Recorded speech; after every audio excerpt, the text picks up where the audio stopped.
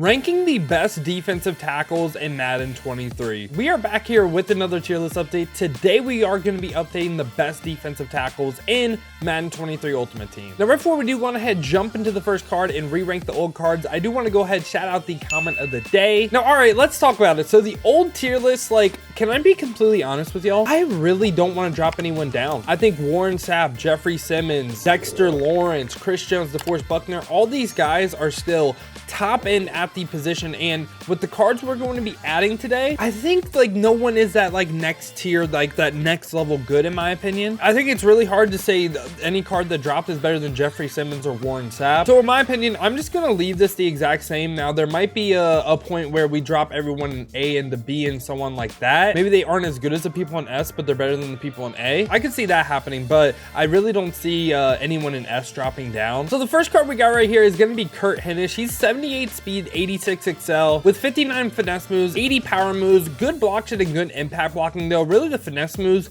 59 finesse moves is kind of crazy. Now, if this is your first time on the channel, you're wondering what these pass rush traits do, the more on yes, the better. The more on yes leads to more insta winning and also just better pass rush in general. So having 2 out of 3, the bull rush and the swim move trait on yes is pretty good. Now for his discount abilities, he doesn't get any. So that's really like the red flag with this card.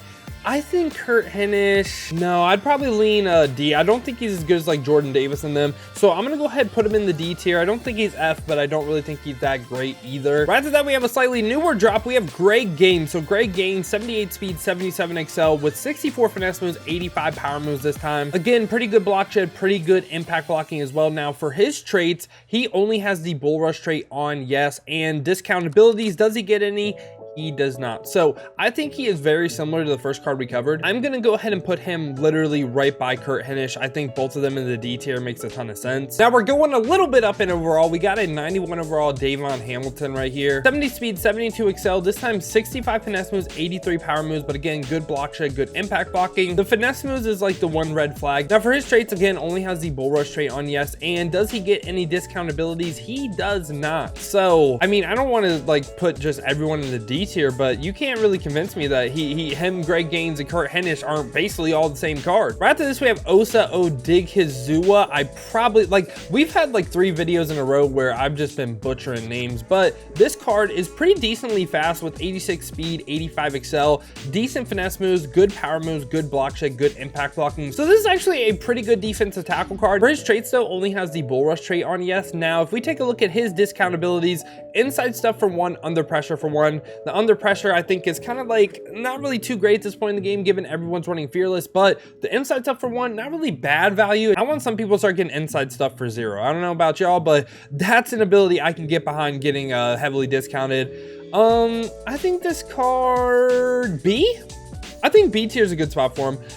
Could potentially see him A. I'm going to lean the best card in B right now, but I could definitely see him A tier for sure. He is actually a pretty good card. Right after that, we got Dolphins great Raekwon Davis. So this card actually has decent speed and decent excel, like obviously not top end in the game, but it's pretty decent with 81 and 86 excel. Now for his pass rush, the finesse moves are lacking, and I would even say the power moves, you're looking for 90 at this point in the game, right? Has decent block and decent impact blocking. I really don't feel like the stats that matter, he's hitting like the important ratings as a 93 overall. And this time for his traits, only has the bull rush trait on yes. Now for his discount abilities, gets a inside stuff for 1, under pressure for 2. In my opinion, he's literally like such a worse version of Osa that we just covered.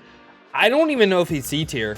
I think this card is pretty bad. I do think he's better than Davon Hamilton in them, but I'm gonna put him like bottom in the C. I would rather use like Jordan Davis and like Solomon Thomas than this card though. And right after that, we get Ed Oliver. Ed Oliver is a card that I always think plays better than his overall, but he's 6'1", 287 run stopper with 88 speed, 90 excel. So he has the movement stats for sure. Has 84 finesse moves, 91 power moves with 93 block shed, 87 impact blocking. Those are pretty good stats, not like great. But if we take a look at his pass rush traits, has every single one on yes. And I think that's what leads to him playing a lot better than his overall in my opinion. And now for his discount abilities, goal line stuff for 1 I hate because a lot of people get it for 0, but inside stuff for 1, again, not like bad value, but I'm looking for that ability to be 0 at this point in the game. Ed Oliver, I'm not gonna put Osa in A, but I think Ed Oliver and Osa right by each other, that makes a lot of sense to me. I think they do some things very, very similar. So I think wherever Osa is, I think Ed Oliver needs to be right there with them. And now right after that, we get Quinnen Williams. So Quinnen Williams, 84 speed, 92 excels, really, really nice.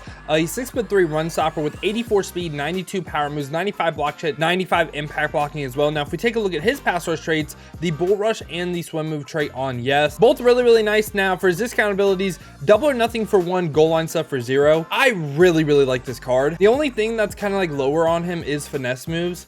So is that enough for him not to be S tier? Yeah, I think it's time. So what we're gonna do is Quinnen Williams, DeForest Buckner, and also Dexter Lawrence are gonna come down. And something that I should have done at the beginning of the video, I think Merlin Olsen is back into S. I think Merlin Olsen is a really good card. I don't know why I had him in A. He is still deserving of S. Now, Dexter Lawrence, Buckner, and Quinnen Williams are gonna be the new A tier. And this right here is what we're looking like. I like this a lot better now. Now, right after that, we do have John Randall. So John Randall looked absolutely amazing stats wise. He's 6'1", 290 run stopper with 88 speed, 94 excel. He has 96 finesse moves, 94 power moves with 97 block shed, 96 impact blocking, and has every single pass rush trait on yes as well. Like, this card is absolutely cracked. Now, the question is, can his discount abilities keep up? So he could potentially get double or nothing for 1, goal line stuff for 0.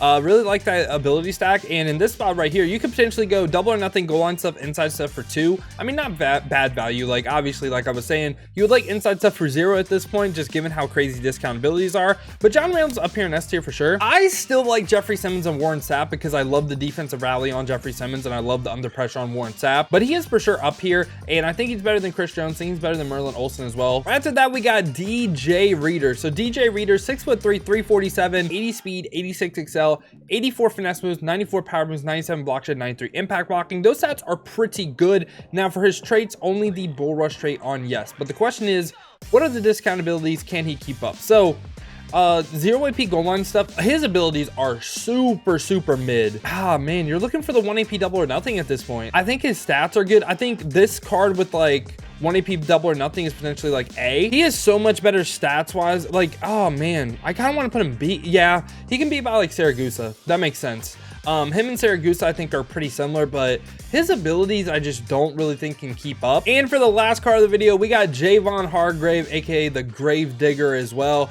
Again, like I said this about JJ Watt being the Milkman, did not know this was his nickname, but this card's really good. So he's 6'2", 305 speed rusher. Speed rusher kind of rare defensive tackle, but 88 speed, 91 excel with 95 finesse moves, 90 power moves, 97 block shed, 96 impact blocking. These stats are absolutely amazing, but the question is, what are the traits and what are the abilities? So his traits, he has the spin and swim move on yes, and for his abilities, he gets a lot. So double or nothing for 1 is what we're looking for. That's awesome. Double or nothing plus secure tackler for 1. Really good combo, especially given the AJ Dillon spam that's going on. Love that combo right there. But he can also go ahead and get the relentless X factor right here for 1 AP. And this is a good way for him to go ahead and just shed blocks at a really high rate. It's 1 AP as well. I talked about this with JJ Watt too. Is it worth it to run the X factor? You know, worth is kind of, it's hard to say whether it's worth it for your team or not. Like, if you're using this card, I could see why you would run it for sure. I don't know. I might think JJ Watt's X factor is a little bit better, but there's no doubt about it for me though.